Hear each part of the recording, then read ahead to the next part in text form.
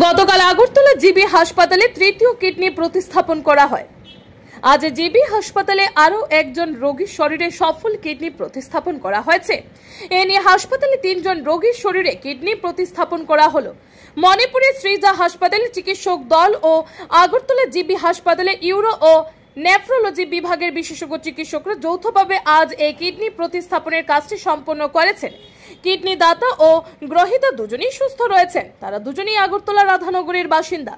আকাশবাণীর প্রতিনিধিকে এই কথা জানিয়েছেন জিবি হাসপাতালের deputy super doctor Kanak Chowdhury. তিনি বলেন, আগের দুজন কিডনি দাতা ও গ্রহীতা সুস্থ রয়েছেন। উল্লেখ্য, 2024 সালের 8 জুন প্রথম কিডনি প্রতিস্থাপনের কাজটি শুরু হয় জিবি হাসপাতালে। দ্বিতীয়টি হয় ওই বছরের নভেম্বর মাসে। Bureau report, R A. ধর্মনগর। দেখুন, আজ পশ্চিমবাংলার যিনি আধুনিক রূপকার ডক্টর বিধানচন্দ্র রায়ের জন্মদিন এবং মৃত্যুদিন,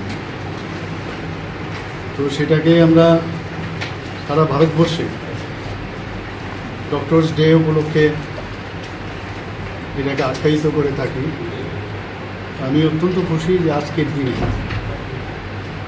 এই যে জায়গায় আমরা বসে আছি সেখানে আমার মনে আছে যে ছোটোবেলায়ও দেখেছি ডক্টর ফণীভূষণ দাস, ওনার বাড়ি ছিল এবং বাড়ির একটা পোর্শন উনি দান করেছেন, যে এই যে জায়গাটা সেটা যাতে হেলথের ডিপার্টমেন্টের বা হেলথের যেসব ব্যবস্থাপনা তার সুযোগ সাধারণ মানুষের জন্য নিতে পারে। আমি দেখতাম প্রায় এদিকে আমি পাস হতাম, কিন্তু এখানে দেখা গেল একটা ভাড়া দিয়ে একজন খুব নামি দামি একটা ল্যাব বেসরকারি ওনাদেরকে দিয়েছে। আমি দেখতাম, কিন্তু আমার মনে হলো যে আমাদের যারা হেলথের যেসব কাউন্সিল আছে একবার এক এক জায়গায় যেতে হয়, বিভিন্ন জায়গায় বিভিন্ন অফিসে ওদের প্রপার প্লেসমেন্ট ছিল না, অনেকের কাউন্সিলও ছিল না। কিন্তু আমি নিজে সহযোগী হয়ে আমি বললাম যে কিছু কিছু কাউন্সিল তো আমি নিজেও বানিয়েছি। আজকের দিনে এটা স্মরণ করতে হয় যে ইন্ডিয়ান মেডিকেল কাউন্সিল যদি হয়, ইন্ডিয়ান মেডিকেল কাউন্সিল কিন্তু ডক্টর বিধানচন্দ্র রায়েরই কিন্তু সৃষ্টি।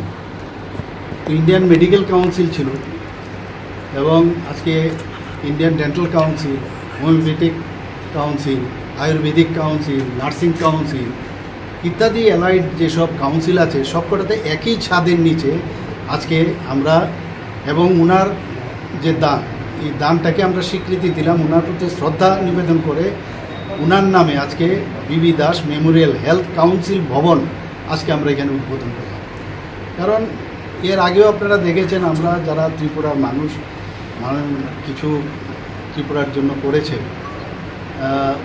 কিছুদিন আগে বাধারঘাটেও আমি কিছু যারা এখন এই পৃথিবীতে নেই ওইসব লোকদের নামে আমি ওখানে ফুটবল গ্রাউন্ড ওখানে নামকরণ করেছি। সিনথেটিক যে ফুটবল গ্রাউন্ড, সিনথেটিক ট্র্যাক, সেখানেও ওনাদের নামকরণ করেছি।